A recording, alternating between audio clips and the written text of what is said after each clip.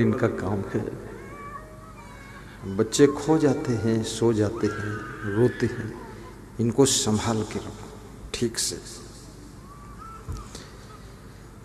तो थोड़ा हंसने की बात है तो हंसना भी आप ऐसे सीरियस मत बैठना, ये मत सोचना महाराज जी पहली बार मिले तो हंसेंगे तो कहीं हमारे दांत न तोड़ दे।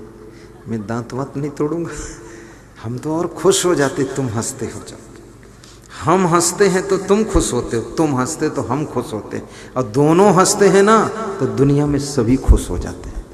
श्रोता वक्ता दोनों हंसे, क्योंकि हंसी आती कहाँ है, हंसता कौन है। हर व्यक्ति का मन फंसा है, हर व्यक्ति कहीं न कहीं लफड़े में फंस जाता तो हंस कहाँ पाता है।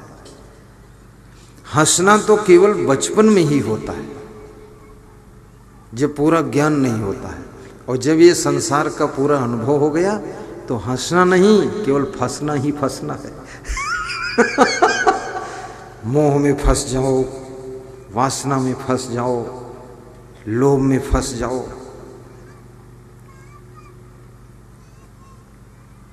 अब ये जो बहुत क्रोध आता है, माँ के ऊपर क्रोध, पिता के ऊपर क्रोध, भाई के ऊपर क्रोध,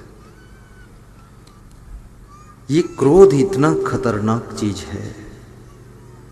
इसने बहुत से लोगों का लाइफ बिगाड़ा है, बहुत से नेताओं को जीरो पर पहुंचाया है इस क्रोध ने, बहुत से साधुओं को भी डबल जीरो पर पहुंचा दिया है, और बहुत से गृहस्थों के घर में रो रो नरक क्रोध ने बना दिया है, और बहुत से व्यापारियों का व्यापार भी चौपट किया है। इस क्रोध ने सबको धराशायी किया है। इसलिए इस क्रोध की आग को बुझाने के लिए कृपया सत्संग का जल डालिए, तभी ये थोड़ा बुझ सकती है।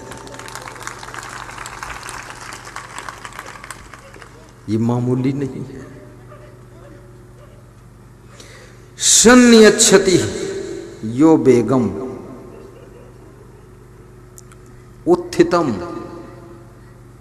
क्रोधः हर्षयो सा श्रियो भाजनम राजन यश्च आपत्सु न मुह्यति। महात्मा विदुर ने बहुत अच्छी बात बताई है। धृतराष्ट्र ने पूछा है कि विदुर, राज्य और लक्ष्मी का अधिकारी कौन बन सकता है। इसमें बहुत से लोग राजनीति से भी जुड़े हुए हैं, और लक्ष्मी तो सभी लोग चाहते हमारे घर में आए। देखिए क्या पूछ रहे हैं धृतराष्ट्र कि राज्य और लक्ष्मी का अधिकारी कौन बनता है, जिसको राज्य भी मिले और लक्ष्मी भी मिले। विदुर जी कहते हैं जो व्यक्ति अपने मन में उठे हुए क्रोध को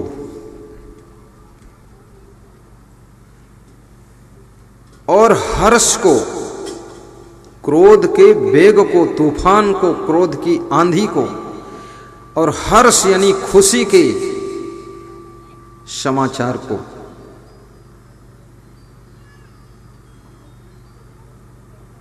हर्ष और क्रोध, खुशी को व्यक्ति पचा नहीं पाता है और क्रोध को व्यक्ति बुझा नहीं पाता है। खुशियों को जो पचा सकता है और क्रोध आने पर भी जो क्रोध को कंट्रोल कर लेता है, क्रोध में कोई कदम नहीं उठाता है, वह व्यक्ति राज्य और लक्ष्मी का अधिकारी बनता है। राज्य और लक्ष्मी।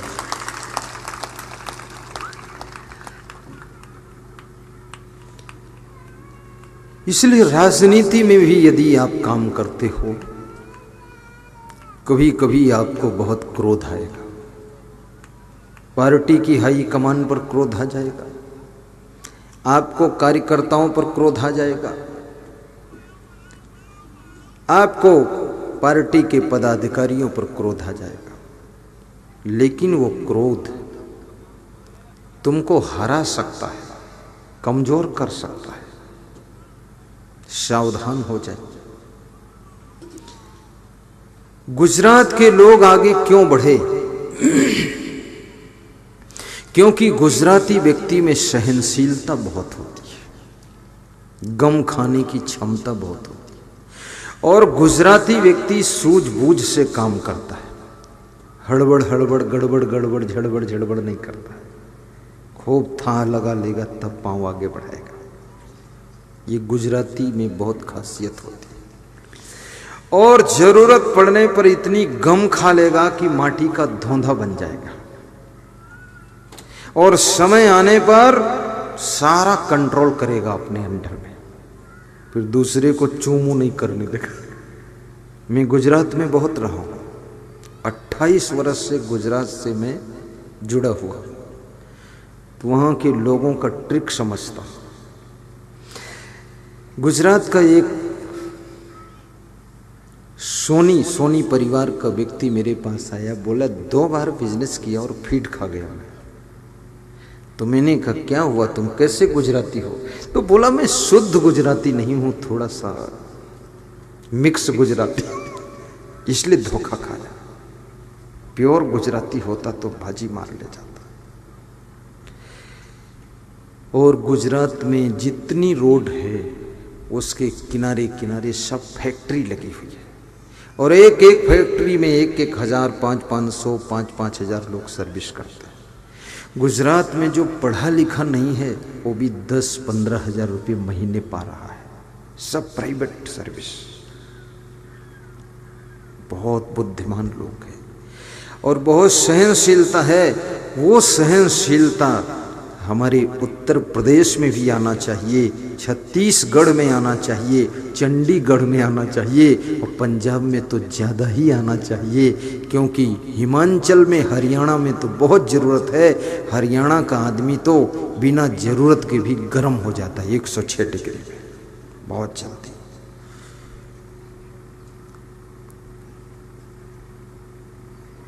जिस समय तुमको लगे कि सब डिस्टर्ब होने वाला है, बस पहला काम कीजिए, आप बोलना बंद कर दीजिए, शांत रहो, मौन रहो, धीरे धीरे समाधान हो जाएगा।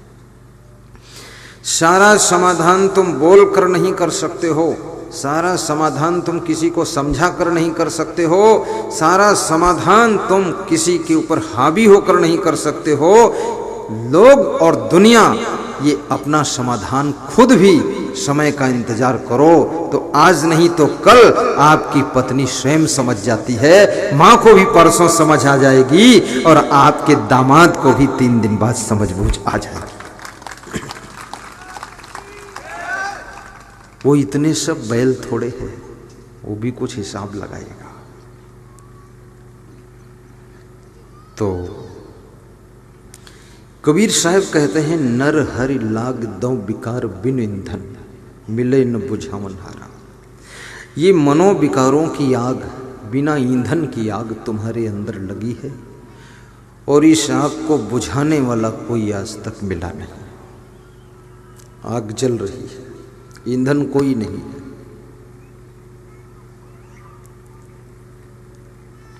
ये काम वासना की आग भी बड़ी खतरनाक है। 7 पीढ़ी का सम्मान काम वासना की अग्नि में जलकर खाक हो जाता है। इसलिए याद रखना, जवान बेटे और बेटियों, बहुओं, आपके जीवन की बहुत बड़ी कसौटी है।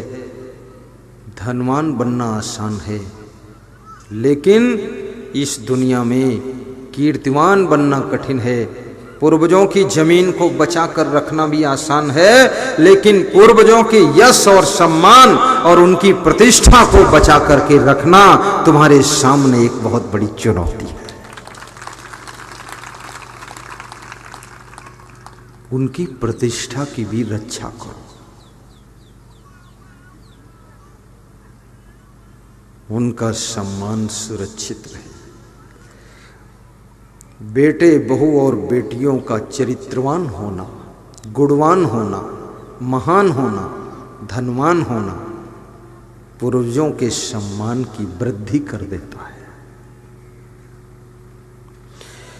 और याद रखना, तुम्हारे माता पिता तुम्हारे दादा दादी बाबा, यहाँ जो बोलते हो बाबा बोलते आप, बाबा बाबी जो भी हो, बाबा और दाई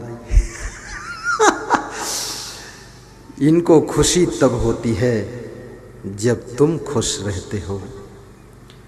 तुम्हारी मुस्कान से इनकी मुस्कान जुड़ी है, तुम्हारे सुख से इनका सुख जुड़ा है, तुम्हारी महानता से इनके अंदर खुशियां प्रकट होती है। इसलिए तुम अच्छे बनो, आगे बढ़ो, धनवान गुणवान महान चरित्रवान बनो, तो तुम्हारे घर के बुजुर्गों को बहुत बड़ी खुशियां प्राप्त होंगी।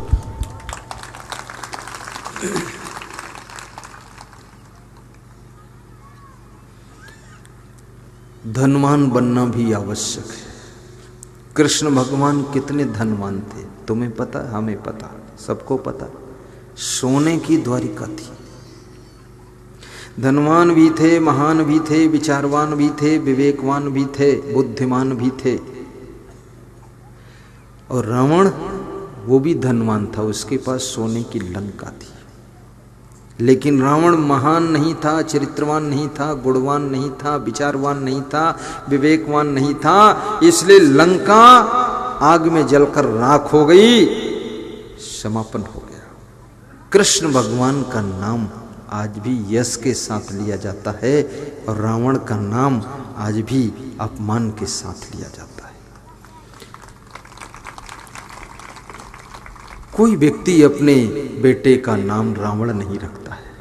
अभी तो कोई नहीं बताया मेरा बेटा रावण सिंह है, कुछ नहीं। लेकिन बहुत लोग बताते हैं बेटे का नाम कृष्ण कुमार है, राम कृष्ण है। कोई लेडीज अपनी बेटी का नाम मंथरा नहीं रखती, उसके नाम से डर रहे लोग। एक मंथरा ने तो भगवान का घर बिगाड़ दिया, वो हमारे घर और मंथरा बनाऊं तो न जाने क्या करें। और कोई लेडीज अपनी बेटी का नाम कैकेयी नहीं रखती। कैकेयी नाम अर्थ क्या होता है? कैकेयी का अर्थ होता है जो कई के कहने में आए वो कैकेयी है। अगर आप कई के कहने में चलते हैं, कान भरने से चलते हैं, चुगली चाई से चलते हैं, दूसरे के बहकाने से चलते हैं, तो समझ लो तुम कैकेयी हो। और यदि आप दूसरे को बहकाते हैं, दूसरे के कान भरते हैं, चुगली चाई करते हैं, इधर उधर लड़ाते भिड़ाते, तो तुम मंथरा हो। नाम भले तुम्हारा उर्मिला परमिला कुछ भी हो, लेकिन हो तुम कैकेयी और मंथरा। और इस लफड़े में फंसो भी मत, सीधा सा फार्मूला है, इस चक्कर में पड़ो मत।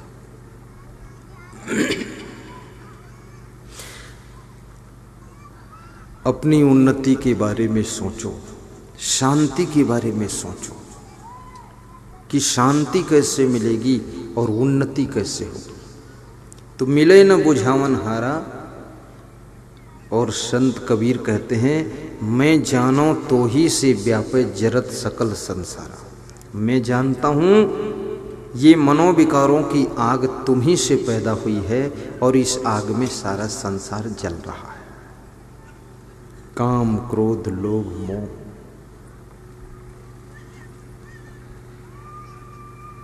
तो श्री कृष्ण से अर्जुन ने प्रश्न पूछा है, सुख शांति कहाँ मिलेगी, कैसे मिलेगी?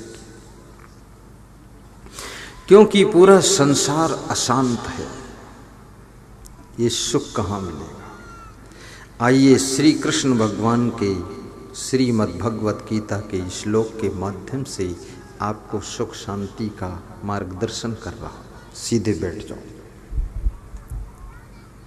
आपको मालूम नहीं पड़ता तुम टेढ़े कब हो जाते हो। पहुंच सीधे बैठोगे तो बुद्धि तेज रहेगी। ऐसे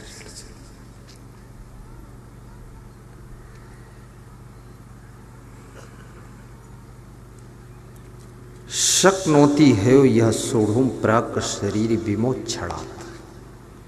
काम क्रोधोद्भवम बेगम सह युक्ता सह सुखी नर।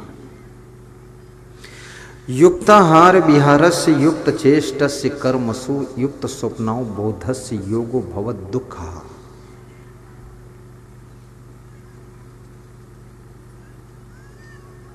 गहराई से समझना। यम हीन व्यथंत एतैहि पुरुषम पुरुषर्षभम सम दुख सुखम धीरम सह अमृतत्वय कल्पते श्रद्धवा लभते ज्ञानम तत्परा संहितेन्द्रिय ज्ञानम लब्ध्वा पराम शांतिम अचिरेण अधिगच्छति विहाय कामान्य सर्वान्न पुमान शरत निस्पृह निर्ममो निरहंकारा सह शांतिम अधिगच्छति। शांति का उपाय बताया गया। ये सभी श्लोक शांति वाले हैं। कैसे मिलेगी सुख शांति?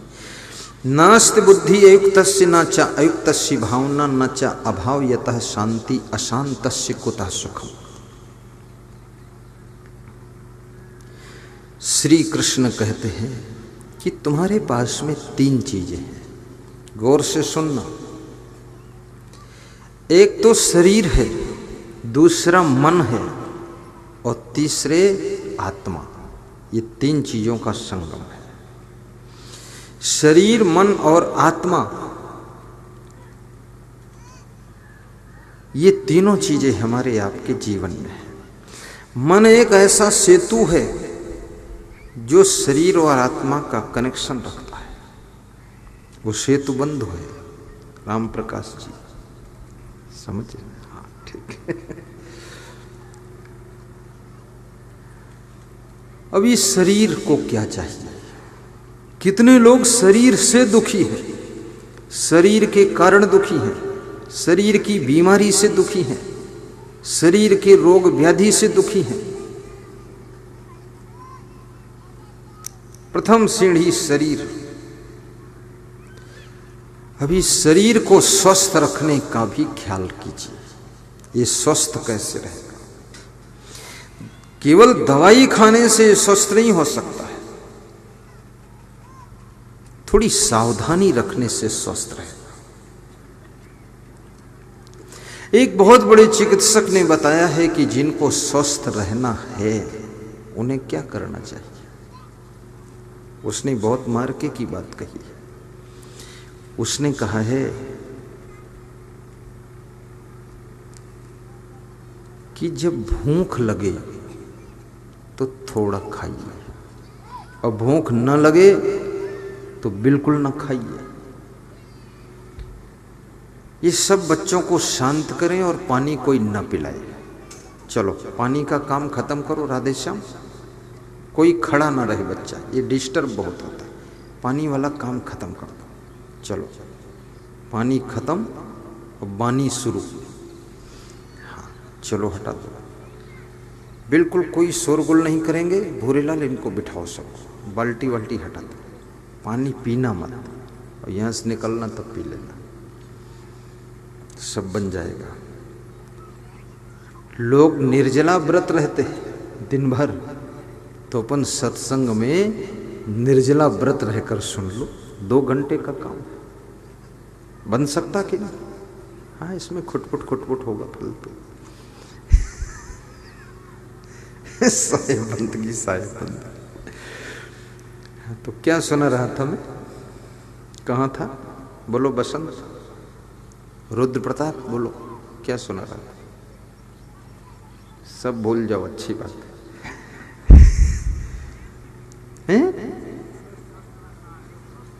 स्वस्थ स्वस्थ। हाँ हाँ तो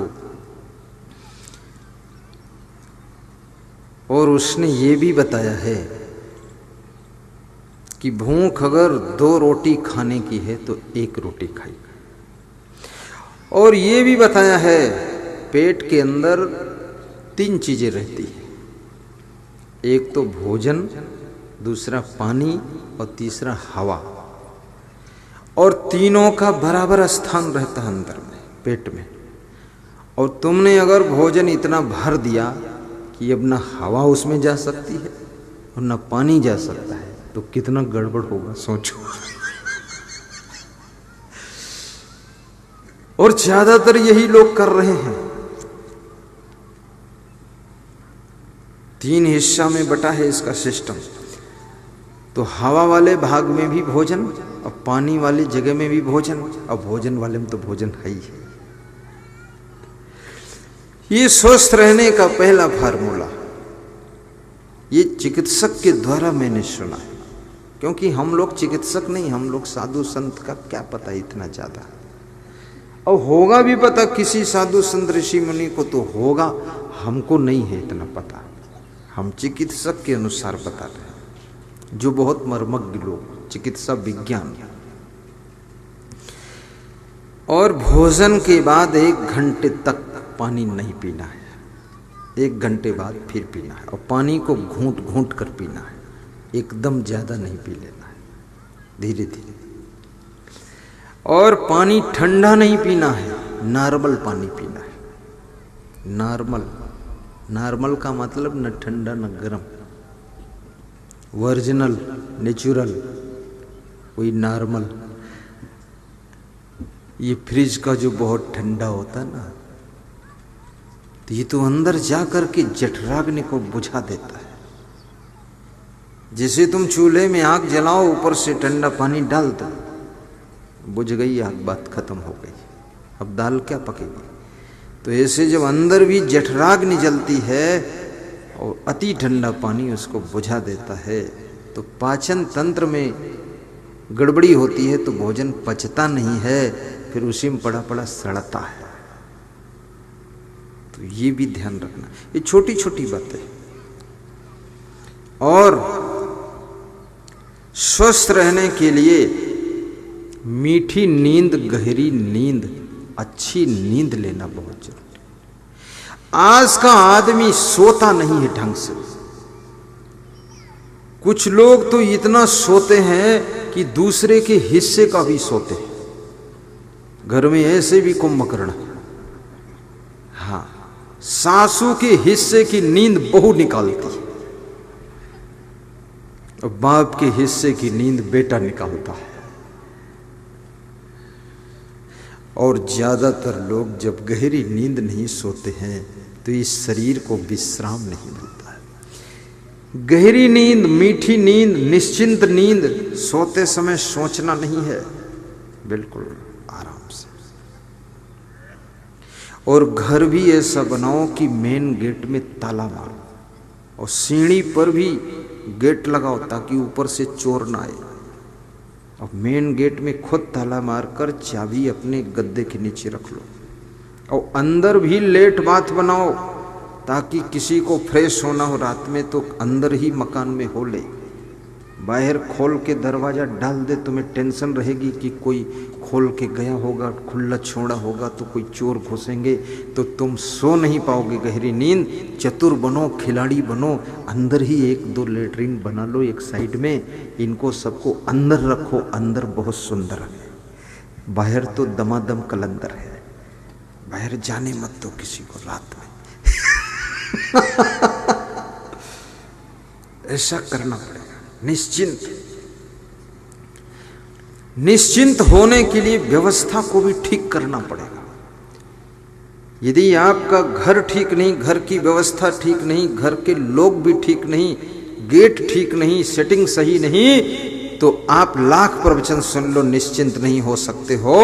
आपको चिंता रहेगी कि गेट में कुंडी नहीं है, कोई घुस जाएगा। इसलिए कृपया प्रवचन भी सुनिए, लेकिन इस सेटिंग को भी सुधारिए, तब निश्चिंत हो जाओ। और निश्चिंतता का जो सुख है उसका वर्णन कौन कर सकता है। निश्चिंतता, ज्यादातर लोग तो चिंतित बहुत है, सबकी अलग अलग चिंता है। किसी को पत्नी की बीमारी की चिंता है, किसी को खुद की बीमारी की चिंता है। एक सज्जन बाराबंकी में मिले तो बोले पत्नी को कैंसर, और बहू को ट्यूमर, और बेटे को मोटापा। हमने कहा तुम्हें? बोले हमारे में तो इतने रोग हैं, जांच कराने का टाइम ही नहीं। बोले पूरा घर रोगी है। हमने कहा काम? बोले काम कोई करवा ही नहीं करें, सब ट्यूमर बनाए बनाए बैठे, सबकी हालत डोलत कोई नहीं। काम करने से, हिलने से, डुलने से, चलने से, फिरने से, एक्टिवेट होने से, एक्शन करने से आपके शरीर के सब अंग एक्टिवेट होते हैं, सक्रिय होते हैं, ब्लड सर्कुलेशन तेज होता है, हार्ट का पंप तेज काम करता है, नस नस में खून दौड़ता है, ब्लड गर्म हो जाता है, जिससे बीमारियां अंदर प्रकोप नहीं करती है। इसलिए काम करना चाहिए। आज संकल्प लेकर जाओ, अपने घर में एक एक मूसल भी रखो, ज्यादा नहीं, 1 किलो धान कूटा करो। अब कूटने को कुछ बचा नहीं, कितनी स्त्रियां तो अपने पति को भी कूट देती।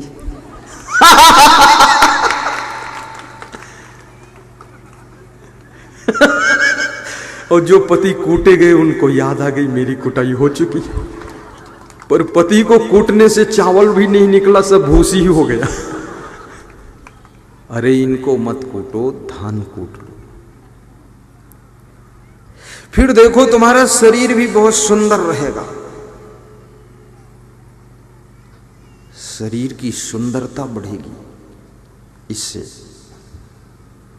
स्मार्ट, ब्यूटीफुल मुखमंडल, और आपको बड़ा सुख मिलेगा। जिसका शरीर स्वस्थ है, आप समझिए कि वो व्यक्ति 33% सुखी है। अब दूसरा स्टेप आता है मन का। मन भी स्वस्थ होना चाहिए। लोगों का मन बहुत बीमार है, मन में बहुत अवगुण भरे हुए हैं। इतने अवगुण हैं कि सूरदास ने कृष्ण भगवान से कहा है कि प्रभु मेरे अवगुण चित न धरो, हमारे अवगुण तुम मत देखो, अब जैसे हैं वैसे स्वीकार करो। क्योंकि अवगुण दिखियो तो इमा सब अवगुण ही अवगुण है, गुण है नहीं। बहुत अवगुणी मनुष्य। झूठ बोलने का अवगुण, आलस्य का अवगुण, लापरवाही का अवगुण, जिम्मेदारी न संभालने का अवगुण, मनमानी करने का अवगुण, गंदगी फैलाने का अवगुण, कपड़ा फाड़ देने का अवगुण, फैशन करने का अवगुण, हीरो हीरोइन बन के खाम खां ख्यातम घूमत वह अवगुण है। बालों का फैशन, इसमें भी अवगुण ही भरा है। ये खोपड़ी के बाल में जो इतना लोग एक्सरसाइज कर रहे हैं, मेहनत कर रहे हैं, फालतू नहीं कर रहे हैं, इनके खोपड़ी के भीतर अवगुण भरा है, तो वो बालों में निकल कर आता है। मैंने तो दुबई में देखा, विदेश में गया था तो वहाँ लोग बाल चारों तरफ बनवाते थे, बीच में थोड़ा रुई जैसा उड़ रहा है खोपड़ी के बीच में। तो मैंने कहा अच्छा बाईपास रोड निकाला है, घूम जाओ चौराहे पर पहुंच जाओ। अब यहाँ भी अपने भारत देश में भी ये फैशन आ रहा है, लड़कों में, लड़कियों में भी बहुत फैशन आया। बालों को काटना, फिर लटकाना, फिर उसको मोड़ना, अजीब अजीब ढंग से गुलगुब्बा बनाना, ऊपर फुलाना। मैं तो सोचता हूं इस लफड़े में ही सारा दिमाग लगा, और काम कब करोगे? ये चक्कर में मत फंसो, मन को ठीक करो। और जिस दिन से ससुराल में पैर रख दो, तुम्हें सभी, उस दिन से तुम बेटी नहीं रह गई, अब तुम बहू बन गई। क्या बन गई? बहू। और थोड़े दिन बाद बहू भी नहीं रहोगी, तुम मां बन जाओगी, और थोड़े दिन बाद तुम सासू बन जाओगी, फिर तुम दादी सासू भी बन सकती हो। तुम्हारा प्रमोशन होते ही चला जाएगा। जैसे वो कांस्टेबल, फिर हेड कांस्टेबल, फिर ASI, फिर SI, और फिर ऊपर से और ना जाने क्या क्या पाई। 3 स्टार, 2 स्टार, सब लगते चले जाएंगे आपके। अब तुम अभी भी वहां अपने मायके के लफड़े में मत फंसो। साधु बन जाओ तो अपने घर के लफड़े में मत फंसो। फिर तो आश्रम में ध्यान रखो, गुरु दरबार में ध्यान रखो, संत मंडली में ध्यान रखो।